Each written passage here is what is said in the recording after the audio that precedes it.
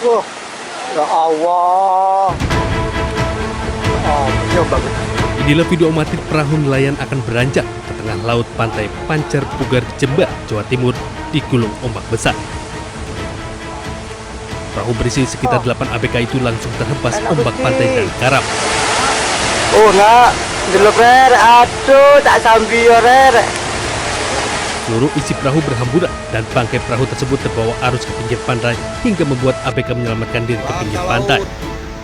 Tadi pagi pinggir iku, pinggir ning cor-coran iku. Sebelumnya di hari yang sama perahu yang juga akan mencari ikan terhempas ombak pantai yang sama dan 2 ABK terhempas. Beruntung seluruh ABK selamat dan tak ada korban jiwa. Dari Jember, Jawa Timur, Bambang Sugiarto, iNews melaporkan.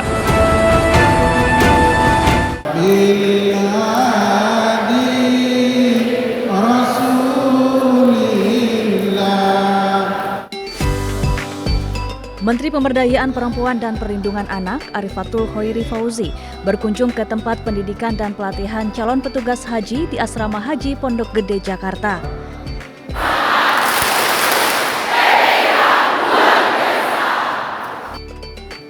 Menteri PPPA mengapresiasi rekor baru petugas haji perempuan yang mencapai 33% di penyelenggaraan haji 2026.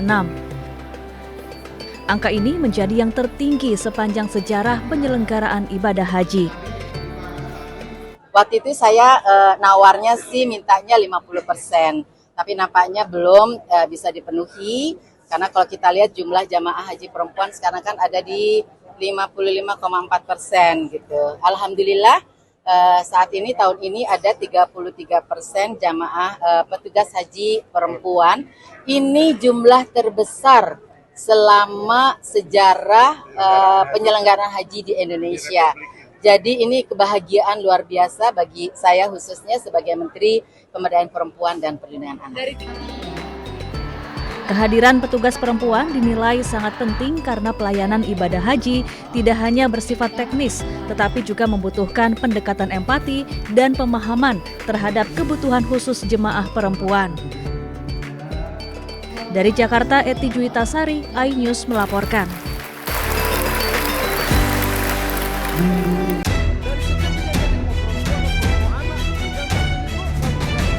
Anggota Komisi 8 DPR RI Sigit Purnomo alias Pasha Ungu berdebat dengan Wakil Menteri Pemberdayaan Perempuan dan Perlindungan Anak Veronika Tan.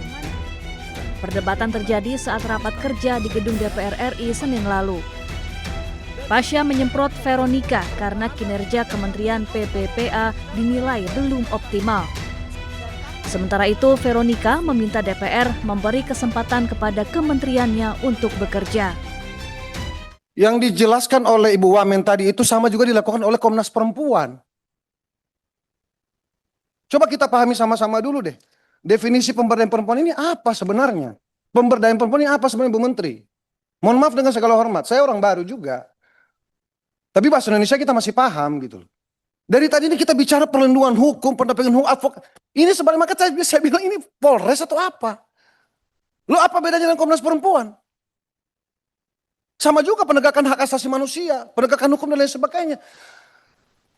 Yang saya tangkap ini pimpinan izin, yang namanya pemberdayaan perempuan ini kalau ada kelompok perempuan mau dia janda, mau lansia atau kelompok ibu rumah tangga yang kemudian pengen berusaha, kekurangan modal, tentu tidak Kemen P3A yang memberikan modal, tapi paling tidak ada koordinasi antar lembaga. Bahwa misalnya ke BUMN misalnya atau perbankan, itu langsung dilakukan oleh Kemen P3A. Di dapil kami Pak Menteri, Kemen P3A selalu menjadi pertanyaan Bu Wamen, mohon maaf. Bu Menteri bukan Pak Menteri. Iya. Selalu menjadi pertanyaan. Betul. Bu Wamen, Mohon maaf. Tahan dulu. Tahun ini kami dari kementerian kami juga sudah mengutarakan kita tidak mau berbicara di perlindungan saja. Kita mau bangun di pemberdayaan. Pimpinan, Makanya, kalau di luar negeri pimpinan.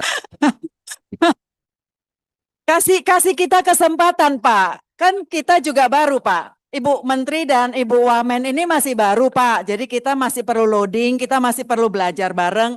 Tapi kami mengapresiasi banget karena kami disupport sama Komisi 8. Kami senang sebenarnya. Izin. Tadi yang Ibu mau sampaikan tadi lanjutkan dulu. Ya, yang kedua. Makanya belum selesai, Pak. Oh, lanjutkan dulu itu, baru nanti yang lain. Perdebatan antara Pasha dan Veronica kemudian viral di media sosial dan mengundang ragam komentar warganet.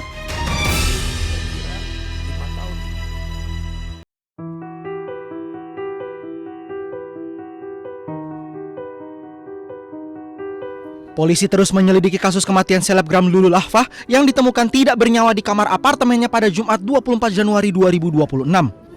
Dari hasil penyelidikan sementara, polisi mengungkap sejumlah fakta terkait kematian kekasih musisi Reza Arab itu. Saat olah tempat kejadian perkara pada Jumat 23 Januari di apartemen Lula, polisi menemukan sejumlah obat-obatan serta surat rawat jalan dari rumah sakit. Asisten rumah tangga Lula menyebut Lula sempat berobat pada malam hari sebelum ditemukan meninggal dunia.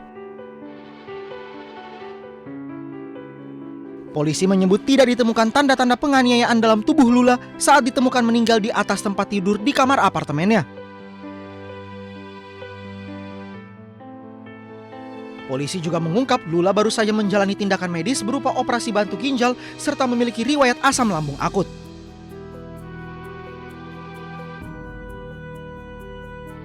Asisten rumah tangga Lula mengaku mendengar erangan kesakitan dari dalam kamar Lula dini hari sebelum ditemukan meninggal.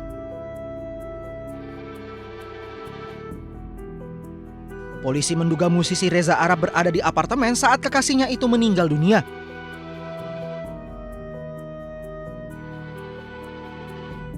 Polisi memeriksa barang bukti yang diamankan dari apartemen Lula termasuk tabung gas Webhing atau gas tertawa.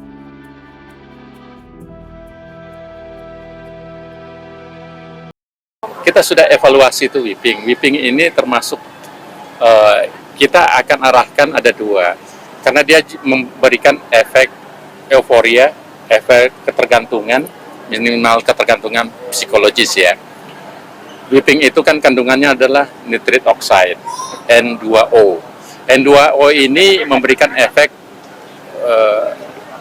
bisa rileks dan seterusnya. Tapi dampaknya dalam fase kualitas dan kapasitas tertentu dalam sistem darah kita, dia menimbulkan ketergantungan. Dan dampaknya, walaupun masih dievaluasi sekarang, tapi saya kira salah satu influencer yang meninggal itu salah satunya faktor itu. Karena pada saat nitrik oksigennya menurun, oksigennya terkoneksinya berkurang, terjadi iskemia. Iskemia itu orang akan merasa kesakitan. Dan akibat dari rasa sakit dan nyeri itu, ujung-ujungnya kan bisa meninggal. Jadi Badan POM punya atensi besar terhadap nitric oxide termasuk whipping.